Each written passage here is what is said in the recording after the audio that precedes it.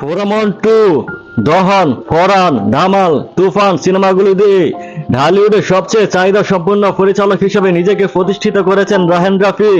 পাশাপাশি ফ্রাইডে, 7 নম্বর floor, turn, খাঁচার ভেতর, অচিন পাখি, জানোয়ারের মতো ওয়েব ফিল্ম নির্মাণ করে প্রতিষ্ঠিত হয়েছেন এই নির্মাতা। প্রথমবার রাফি নিয়ে আছেন ওয়েব সিরিজ, এটির নাম ব্ল্যাক মানি। এতে দেখা যাবে একসময় তরুণ জনপ্রিয় অ্যাকশন হিরো রুবেলকে। রাফির নির্মাণ মুনশিয়ানায় দর্শক যেমন মুগ্ধ হয়, তেমনি শিল্পীদেরও স্ক্রিনে সঠিক ব্যবহার হতে দেখা যায়। ধারণা করা হচ্ছে রুবেলকে নিয়ে দিয়েই এই সিরিজে চমক দেখাবেন রাফি।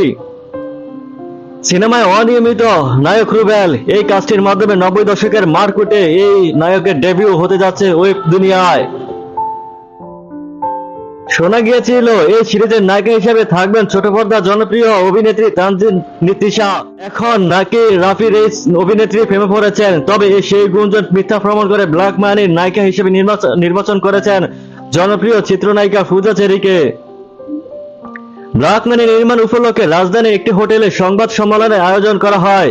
সেখানে জানা যায় এই বছরে ওটিটি প্ল্যাটফর্মে বঙ্গতে মুক্তি পাবে 6 পর্বের এই ওয়েব সিরিজটি। বঙ্গ প্রযোজিত ব্ল্যাক মানির শুটিং চলতি সপ্তাহের সৈয়দপুরে শুরু হবে। এতে আর অভিনয় করবেন সালাউদ্দিন লাবলু, শিবাস শানু, ইস্তেখাব দিনার প্রমুখ। এদিকে গেল সপ্তাহে রাফির ওয়েব ফিল্ম মায়া মুক্তি পেল ওটিটি প্ল্যাটফর্ম বিঞ্জে। ইমন সারিকা জুটিকে নিয়ে নির্মিত ওই ফিল্মটি নিয়ে ইতিবাচক আলোচনাই দেখা যাচ্ছে। এছাড়া চলতি সপ্তাহে বড় পর্দার জন্য লায়ন নামে একটি সিনেমা ঘোষণা দিয়েছেন রাফি। সেখানে অভিনয় করতে দেখা যাচ্ছেন কলকাতার সুপারস্টার জিৎ এবং ঢাকায় সিনেমা তারকা অভিনেতা শরীফুল রাজ।